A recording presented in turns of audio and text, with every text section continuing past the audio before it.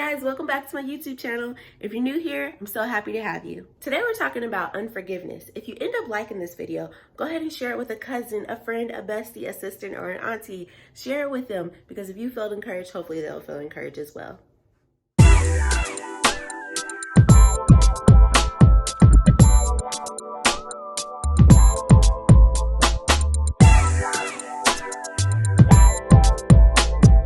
Sadly, unforgiveness is something that most of us have struggled with.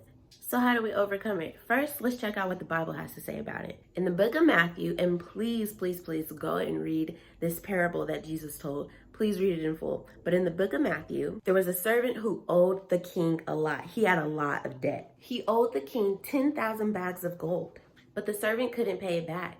So he begged the king, he begged him. He said, please, don't punish me, don't punish me. He said, I will pay back everything. So the king took pity on him and decided to cancel his debt. But when this same servant who just got his debt forgiven from the king, he encountered someone who owed him. It was one of his servants. This servant who just got his debt forgiven from the king, when he met someone who owed him, he grabbed him and began to choke him. He said, pay me back everything that you owe.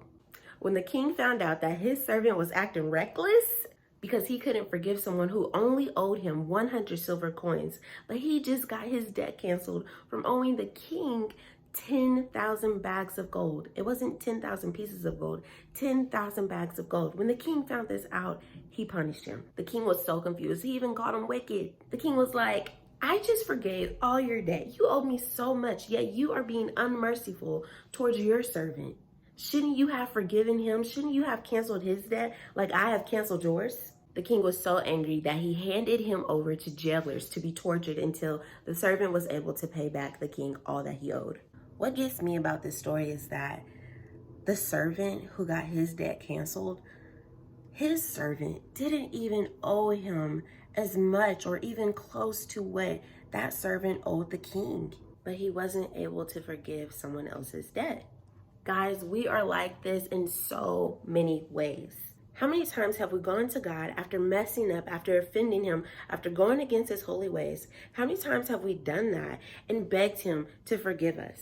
And how many times has God forgiven us? Like a million bajillion times. And our sin, it deserves death. It deserves death. We owe God our lives. We owe him so much. We have done wrong. We have done so much wrong. Yet God has forgiven us every time that we ask God for forgiveness. Every time that we go to him in hopes to restore our relationship with him. Every time we go to him to receive grace, God is so good and he's filled with so much love that he forgives. He forgives. But when someone has offended us, and it's probably been maybe just a few times or twice, or it could have only been once, how many times has someone offended us and we have refused to cancel their debt? Guys, we've done it so many times and it does not please God. It doesn't. Unforgiveness does not please God. So how do we overcome it?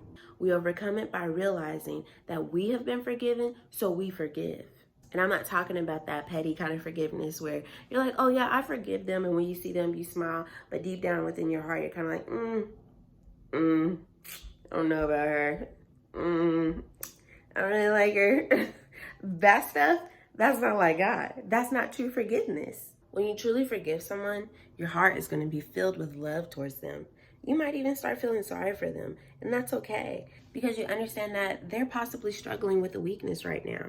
And if they are struggling with a certain way and how they keep offending you and other people, just pray for them. Pray for them to be delivered from that. And y'all, let's do this collectively. Let's really strive to not talk about people when they offend us. I'm not saying that, we shouldn't go to a mentor or receive some godly counsel from someone. I'm not saying that. What I am saying is stop dragging people's name in the mud. Keep people in a good light. Keep them in a good light. That was a side note, but going back to what I was saying. We forgive because we know how much we have been forgiven of.